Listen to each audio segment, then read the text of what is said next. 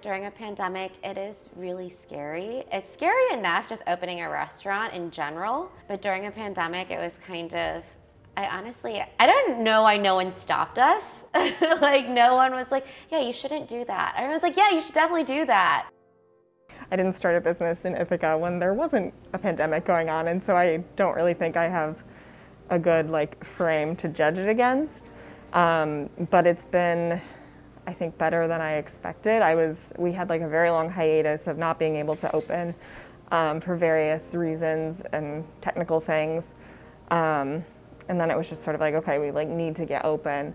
And I think people are just so appreciative of having a place where they can go, even though it's not, exactly how we thought it was going to open. We don't have people hanging out in here and that sort of thing.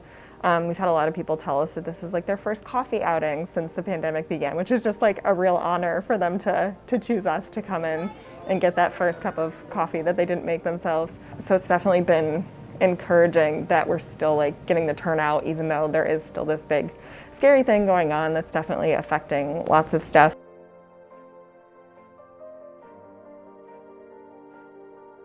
I've always had lung issues since I was a baby. I have a COPD. It's why also I wanted to be sure that I was able to find some form of employment, be it self-employment, that I could take care of myself as well should anything go wrong.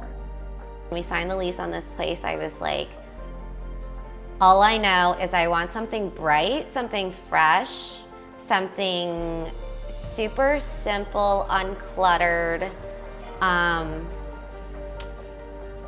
I want people to walk in and feel like, oh, am I in Ithaca? I just wanted it to be a really serene, welcoming space. We wanted it to be kind of in a little oasis, just in the midst of whatever is going on. I'm Maddie Segrishi. I own Botanist Coffee House, and I came up with the idea with my collaborator Stacy, who owns the Ithaca Flower Shop. When we first opened, the first weekend was awesome. Everybody was coming out for sure. They were super excited that we had finally opened after such a long time. We did a little soft opening the 2 days before with just family and friends and people who'd been following the project for a while. And so that went really well and kind of helped to get the word out. And so definitely was busy to start, and it's been steady ever since. We definitely have really busy weekend days. Friday, Saturday are always really good. And then people are definitely starting to sort of realize that we're here. We open at 7 o'clock in the morning, and so we've got some morning regulars and definitely people throughout the day for sure. So it's been really good. So I have worked in coffee basically for the last 10 years consistently. I moved back from Denver about 2 years ago, and I was working in coffee out there, but just was looking for a new coffee home. Hound and Mare is named after my sister and my Chinese zodiac animals, and the Chinese zodiac kind of how horoscopes are by the month, and so my sister is the hound and I am the mare. Honestly, there is a third sibling in the mix, which is my little brother. He's a little bit upset that he's not in the name, the sheep. So I've been trying to find somewhere to hide a sheep in the store. I haven't really found a place yet. But it was actually my little brother and mine, our idea. And then he's actually in Brooklyn though, and my sister lives here. So it kind of just went hand in hand that she ended up being kind of my partner here.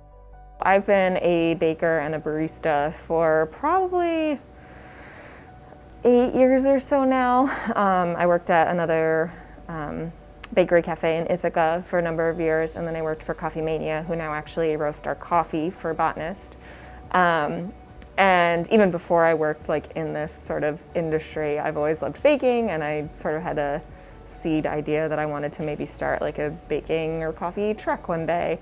Was sort of a very long-term plan. And then Stacy, who I mentioned, who owns the Ithaca Flower Shop that used to be full-time in this space, she was kind of hatching a plan to open another location in Cortland. That would be her home base. And we just kind of put our heads together. We had met when she did the flowers for my wedding and had stayed friends. And we just thought this would be a really great spot for a coffee shop. And then we also just both of us, of course, love plants, and we thought it would be a really great sort of marriage of two things that we both really enjoy. I do everything. I didn't have I don't have a head cook or a head chef. I don't have a head baker. Everything is from my little brain. And I did work at a bakery briefly in Los Angeles, so I learned some tips and tricks there. But this is really just food I like to eat. And it's just really simple food made with really good ingredients. All my sandwiches are named after neighborhoods or streets in Los Angeles. And then my cookies and some of my baked goods are named after men in my life. Not necessarily men that I've actually dated or have any romantic relationship with, just men in my life. Like one's after my dad, one's after my nephew, and then two are after two of my really good friends. Other than it being really expensive to start a business, starting a business during the pandemic is even more expensive. Because there's a lot of things that we had to reevaluate in terms of systems, sanitization, and a lot of logistical things. So this space is actually, the occupancy is like about 44 people, I think, or something like that. We're limited to 2, 4, 6, 8. There's 10 seats in here. So, we do every other table here, and then we have 2 window tables, and it's been really difficult. I put signs everywhere, and nobody wants to read them, and everybody wants to come out of the pandemic. Everyone wants to get back to normal, and I get that, but it's really hard when people don't kind of stick to the rules. I think it's probably obvious to a lot of people that there's a huge financial risk just in general, because I hadn't opened before the pandemic officially started. I'm not eligible for a lot of the sort of relief things that are coming through, although I do have a small business administration loan, which has had some deferment, which is really helpful. But just the long delay of thinking we were going to open in 2020 and then not actually being able to open until 2021 definitely puts a little sort of tweak in the financial situation, just because you're not really able to plan the way that you would have been able to plan had we opened on time. So it's just sort of a big aura of the unknown, and just kind of going day to day and week by week, and just making sure that we're covering our bases. The aspect of it, of regulations and sanitizing and all of that, is definitely an added layer that we have to think about, but also something that I feel people in this sort of industry are sort of used to doing to a degree anyway, and so it's just sort of remembering that we have that extra responsibility to make sure everything is being conducted safely, and that we're washing our hands a ton during the day and sanitizing things. So definitely more things to think about, but I feel it's just sort of breaking us in to prepare for maybe post-pandemic and being busy later on. I think that it's gone really well. All of the protocols that are in place make me feel a lot safer.